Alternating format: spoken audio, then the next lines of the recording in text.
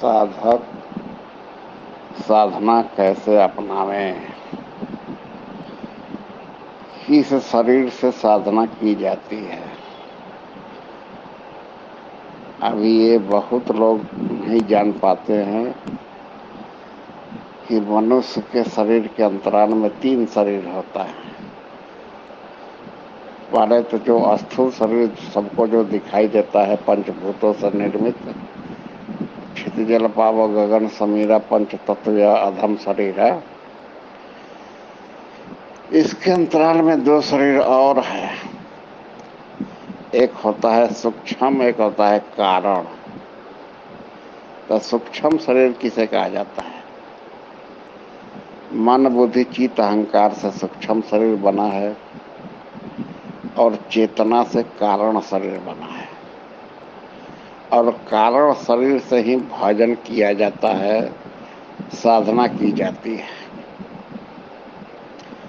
स्थूल शरीर तो कोई इसको काया रूपी कुटिया कहा है, तो कुटिया थोड़े भजन करता है, कुटिया में रहने वाला व्यक्ति भजन करता है। उसी तरह ये काया रूपी कुटिया के अंतराल में जहाँ जहाँ संत महापुरुष के पास आप गए हैं, वहाँ वहाँ मन के सूरत से, जैसे कि आप मन के सूरत से याद करते कि हमारा लड़का कैसा है, लड़की कैसा है, परिवार कैसा है, घर परिवार कैसा है, तब मन के सूरत से सब रवा रवा दिखाई देने लगता है। क्योंकि इसी शरीर के कारण वो शरीर दिखाई देता है। मैं फलाने जगह गया था, वहाँ चढ़ा था, यहाँ उतरा था, उनसे मिला था। ये मन के सूरत से जो शरीर दिखाई अपना देता है, कार्य करते हुए, बात करते हुए, हर क्रिया करते हुए, वो कारण शरीर है। वही मन के सूरत से कारण शरीर के माध्यम से भजन में प्रवृत्त हुआ जाता है। और पहले तो बाहरी सेवा हम लोग करते हैं, बाहर करते करते भीतर जब मानव सेवा के रूप में चला जाता है, तो अपना हृदय के अंदर आश्रम का गेट खोल दीजिए और भीतर घुस जाइए अपने मन के सूरत से। और घुसकर कैसे एक भक्त भगवान का सेवा होता है, किस तरह हमने आश्रम में गया, क्या किया, क्या सेवा किया, झाड़ू लगाया और धूना घर पर गया, कैसे हमने प्रणाम किया, कैसे महात्माओं से मिले, कैसे प्रणाम किए। ये सारी मानव सेवा, कैसे सदगुरु को कैसे नहवाए, कैसे चाय पिलाए, कैसे भोजन बनाए, कैसे खिलाए, मन के सूरत से जब ये एक संत सदगुरु में अपना सेवा में प्रवृत्त होते हैं, तो उस सेवा को मानव सेवा कहा गया है। सदगुरु को अपने हृदय में बैठाकर कुर्सी पर, चाहे जहाँ बैठाइए, कमल के आसन पर, चाहे जो आसन लगा दीजिए अपने मन के सूरत से, वो आसन लगाकर उनका पैर धो धो कर पीजिए। जब पैर धो धो कर पीने लगेंगे तो आपका साफ होगा, हो जाएगा आपका सीना, मने आपका चित्त साफ होने लगता है। और सूक्ष्म शरीर जो कहा जाता है, वो मन बुद्धि चित्त अहंकार से बना है। जिस तरह की आप अपने स्वप्न में अपना शरीर दिखाई देता है कि मैं इस जगह गया, यहाँ इनसे बात हुई, इनसे ये हुआ। स्वप्न में अनेक तरह के अपना शरीर कार्य करता हुआ दिखाई देता है। तो जैसा जैसा ये चित्त पर जो आपने रिकॉर्ड किया है, चूंकि 5 ज्ञान इंद्रिया जो होता है, आँख, कान, नाक, जीवा और बाहरी त्वचा, ये 5 ज्ञान इंद्रिया है। तो 5 ज्ञान इंद्रिया क्या है? मूवी कैमरा है। जो आपने चिंतन किया, देखा, सुना, किया, और उसका रिकॉर्डिंग आपके चित्ररूपी चिप्स में हो जाता है। तो ये 5 माध्यम से जो रिकॉर्डिंग रहता है, वही स्वप्न में भी दिखाई देता है। लेकिन जब संत सदगुरु हृदय से जागृत हो जाता है, तो साधक स्वप्न नहीं देखता है, होनी देखता है। भगवान आँख पाँच दिखाने लगते हैं, बताने लगते हैं। तो जागृति वाले साधक को स्वप्न नहीं देखता है, होनी देखता है। और जिसमें जागृति नहीं है उसके लिए बताया गया है कि मोह निशा सब सोवन हारा देखे सपन अनेक प्रकार है। अनेक प्रकार के अलुल जलुल सपने उसके आते हैं, लेकिन धीरे धीरे साधना के सही दौर में पड़ जाता है, पकड़ में आ जाता है, तो अस्थूल सूक्ष्म कारण ये तीनों शरीर, जैसे कि सूर्य चंद्रमा पृथ्वी, जब एक सीध में होता है तो ग्रहण लग जाता है।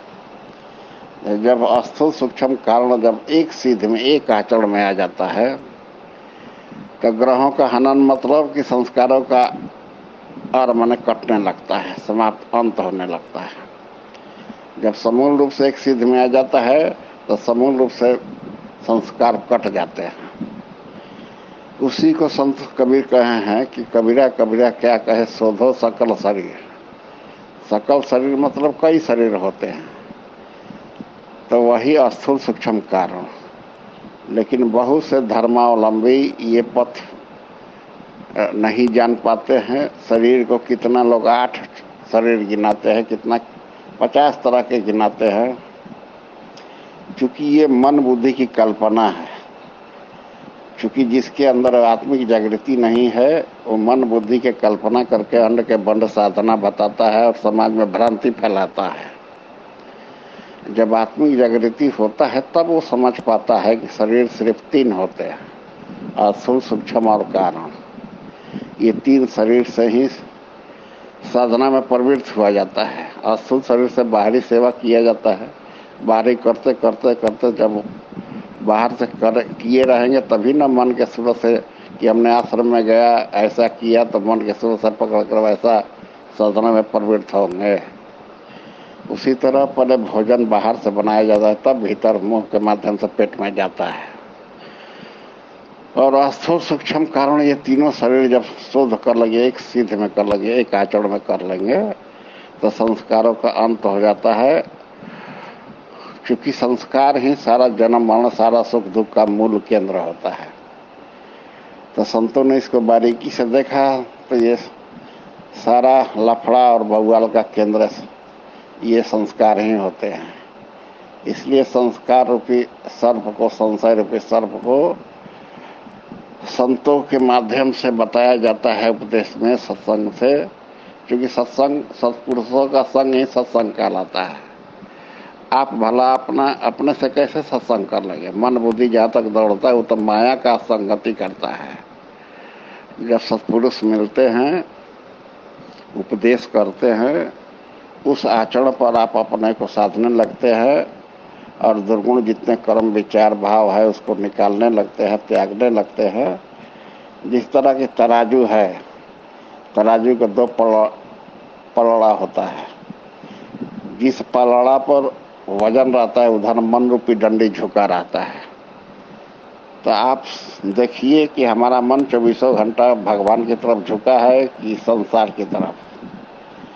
अगर झुकाव संसार की तरफ रहता है, इसलिए कि जन्म जन्मांतरों में संसार का ही संस्कार आपके चित्त में ज्यादा है, तो मन रूपी डंडी संसार मोह माया की तरफ झुका रहता है। तो उसको धीरे धीरे परित्याग कीजिए और परमात्मा का प्रेम भाव, आचरण, नियम, संयम, भजन, सेवा, दान उस पर चढ़ाइए। धीरे धीरे धीरे धीरे सब माइक प्रवृत्ति आपके अंदर से समाप्त हो जाएंगे और सुकर्म सुमनन सुपठनी शेष बच जाते हैं पलड़े पर। तो डंडी ऊपर नीचे हो जाता है, उधर सब माया हट गई, उतर गया। इधर केवल परमात्मा के ही सदाचरण शेष बच गया। तो ऊपर नीचे यानी श्वास बांस के समान खड़ा हो जाता है, यानी संकल्प विकल्प की गति निरुद्ध हो जाती है। संकल्प विकल्प का ही दूसरा नाम मन कहा जाता है। तो मन की तरंगे मार दो बस हो गई भजन, बुरी आदत सुधार लो बस हो गई भजन। तो मन की विजेता अवस्था, पहले इंद्रियों को जीता जाता है, इंद्रजीत बना जाता है। इसके बाद मन समूल रूप से सिमट कर रुक जाता है, और जिस क्षण वो मन रुका उसी क्षण मन के आड़ में जो परमात्मा के छिपी हुई सत्ता है वो आपको दर्शन, स्पर्श और अपने में प्रवेश दे देती है। यही है साधना के परिपक्व अवस्था। जब तक ये भगवान आपके हृदय से जागृत नहीं होते हैं, और जागृति तत्वदर्शी महापुरुष के ही माध्यम से सदैव हुआ है, और जब तक डायरेक्ट सदगुरु नहीं मिलते हैं, पहले संत मिलते हैं और संत के ही माध्यम से सदगुरु मिलते हैं। तो संत विशुद्ध मिलहि परते ही राम कृपा कर चितवा जेहि। जब संत विशुद्ध मिल जाते हैं तब वो सदगुरु उनके माध्यम से मिलते हैं। पहले अर्जुन को भी द्रोणाचार्य मिले थे, इसके बाद योग की स्थिति वाले योगेश्वर कृष्ण मिले। उसी तरह किसी को भी डायरेक्ट महापुरुष नहीं मिलते हैं, किसी न किसी द्वैत भाव वाले द्रोणाचार्य मिलते हैं, तब उसके बाद अद्वैत भाव वाले योग का ईश्वर योगेश्वर तत्वदर्शी महापुरुष मिलते हैं। तब वो आपके हृदय से जागृत होकर साधना में प्रवृत्त करते हैं। तब आप समझ पाते हैं कि अध्यात्म क्या है। आत्मा का आधिपत्य का क्षेत्र का नाम अध्यात्म है। उसको कैसे चले, कैसे अपनाएं, और उस रास्ते को अपनाकर नियम संयम दो किनारे हैं। जिसके पास नियम नहीं, संयम नहीं, उसके पास साधारण नहीं, सधुआई नहीं, कुछ नहीं है। पहले नियम जगाया जाता, नियम को अपनाना पड़ता है। नेम जगावे प्रेम को, प्रेम जगावे जीव, जीव जगावे सूरत को, सूरत मिलावे पीव। पीव माने परमात्मा से मिलाता है। तो दीर्घ काल तक नियम से आरती कीजिए, नियम से सेवा कीजिए, नियम से दान कीजिए। दान क्या सिखाता है? त्याग सिखाता है। हमने परमात्मा के प्रति, संत के प्रति, संसार को इतने मात्रा में त्याग किया। भगवान या संत किसी आपके धन, संसारिक वैभव के लिए भूखे नहीं हैं, आपके भाव के भूखे हैं। जैसे पानी आप पीते हैं तो पानी गिलास के माध्यम से, लोटा के माध्यम से, चाहे अंजुरी के माध्यम से उठाकर पीते हैं, तो क्या अंजुरी, गिलास और लोटा पीते हैं? वो माध्यम है। उसी तरह प्रेम दर्शाने का एक माध्यम है। इस माध्यम के बाद ही आदमी वो समझ पाता है कि प्रेम क्या है, किसमें कितना प्रेम है, कितना त्याग है, कितना दान है, और वही भजन, सेवा, दान के माध्यम से परमात्मा को प्राप्त कर लेता है।